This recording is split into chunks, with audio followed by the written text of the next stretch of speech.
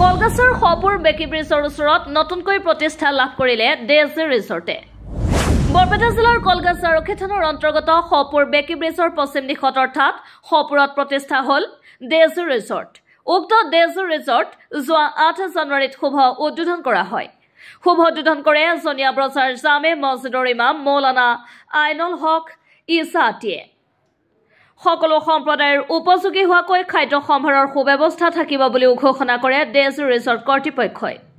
উক্ত উদ্বোধনী অনুষ্ঠানত বৃহত্তৰ জনিয়া কাদং চনপুৰা হপুৰ বামুনটাৰী কলগাছিয়া গড়েমাৰী এলেকাৰ যথেষ্ট সংখ্যক লোক উপস্থিত থাকি ডেজি ৰিজৰ্টৰ শুভ উদ্বোধনী অনুষ্ঠান আকৰ্ষণীয় কৰি তোলে।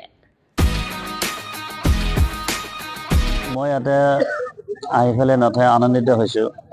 মই নিজে আজি 4-5 বছৰ ধৰি মই নিজে এটা ভাবি আছোঁ যে এটা ভাল এটা ৰেষ্টুৰেণ্ট যদি হয়, মানুহে যদি অহা যোৱাৰ সময়ত অলপ বহে, অলপ চাহ পানী নাস্তা কৰিব পৰা এটা সুবিধা এনেকুৱা ৰেষ্টুৰেণ্ট এটা হ'লে ভাল হ'ব। মই এইটো মনে মনে ভাবি আছোঁ। যেতিয়া এইটো কামো চলি আছে, কাম চলি থাকোঁতে মই আৰু ভাবিছোঁ যে হয় এনেকুৱা এটা ৰেষ্টুৰেণ্ট হ'ব। এইটো আজি মই সৌভাগ্য বুলি ভাবিলোঁ যে আজি এইটো উদ্বোধনত মই উপস্থিত থাকিবলৈ আনন্দিত হৈছোঁ।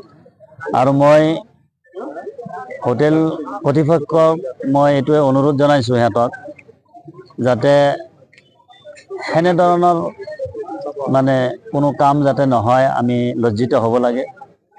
মোৰ এইটো মনৰ আশা। যেতিয়া আমি গুৱাহাটী বা বিভিন্ন জেগাত আমি সফৰ কৰোঁ, ৰাস্তাত যেনেকুৱা বহুতো এনেকুৱা হোটেল থাকে য'ত ফেমিলি লৈ পেলাই সকলো ধৰণৰ মানুহে তাত চাহ নাস্তা হওক খানা পিনা ভালদৰে কৰিব পাৰে। মই ভাবোঁ সেনেকুৱা যদি এটা হয় আমাৰ বহুত ভাল লাগিব, এই এলেকাৰ কাৰণে বহুত ভাল। আৰু এনেকুৱা কোনো কাম যাতে নহয় যে আমি কেতিয়াবা ফেমিলি লৈ আহিলে যাতে লাজ পাব লাগে, এনেকুৱা যাতে নহয় পৰিৱেশটো। যে আমাৰো কেতিয়াবা মন চায় যে আমি কেতিয়াবা ফেমিলি লৈ আহোঁ, আহিলে অলপ বহিলোঁ, অলপ ফুৰিলোঁ, আৰু দৰকাৰো আছে কেতিয়াবা ফেমিলি লৈ আহিব লাগে।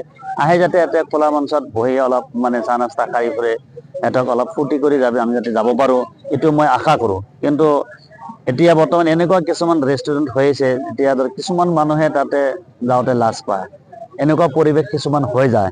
গতিকে মই এইটো হোটেল কৰ্তৃপক্ষক অনুৰোধ জনাইছোঁ এনেকুৱা পৰিৱেশ যাতে নহয়, যাতে সকলো মানুহে ফেমিলি লৈ যাতে ইয়াতে আনন্দৰ সৈতে আহিব পাৰে, ফ্ৰী মাইণ্ডত আহিব পাৰে, যাব পাৰে, এইটো মই আশা কৰিছোঁ।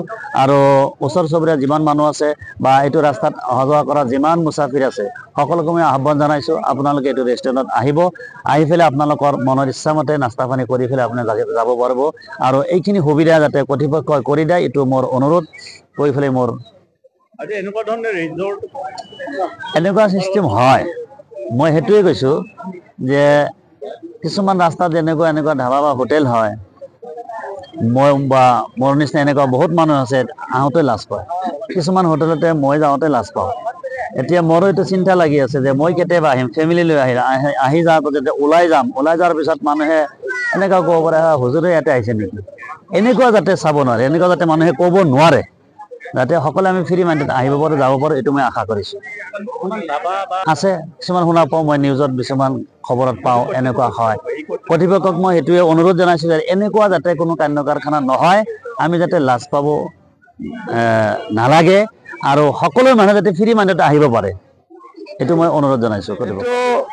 আমি বেকি ব্ৰিজ কৰাৰকুৰ আমি এটা ডেজি ৰিজৰ্ট নামাৰ কাৰণে এটা উন্নত মানৰ হোটেল ইয়াতে শুভ উদ্বোধন কৰিলোঁ আজি।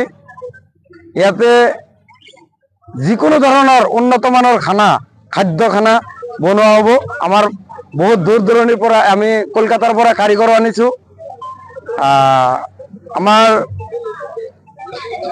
বিৰিয়ানী খুব উন্নত মানৰ বিৰিয়ানী হ'ব, আৰু নানা ধৰণৰ বহুত সুস্বাদুজনক খাদ্য খানা ইয়াত পাব। গতিকে আমাৰ অসমৰ তথা অসমৰ বাহিৰৰ সকলো শ্ৰেণীৰ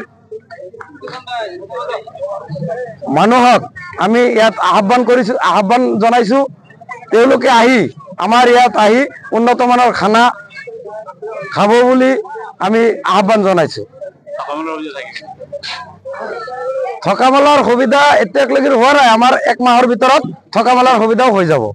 সকলো জাতি সম্প্ৰদায়ৰ কাৰণেও ইয়াতে ব্যৱস্থা আছে। আমাৰ ইয়াত কোনো ধৰণৰ কোনো জাতিৰ হিন্দু মুছলমানৰ কোনো কাৰোবাৰ কোনো অসুবিধা হওক সেনেকুৱা বস্তু আমি নবনাওঁ।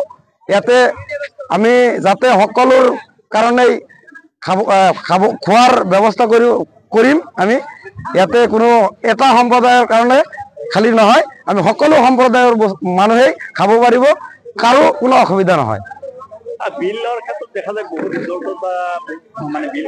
নাই নাই, আমাৰ ইয়াতে নৰ্মেল বিল হ'ব। ইমান আমাৰ সিমান অতিৰঞ্জিত বিল নহয়। মোৰ নাম মনোৱাৰ হুছেইন, স্বত্বাধিকাৰী।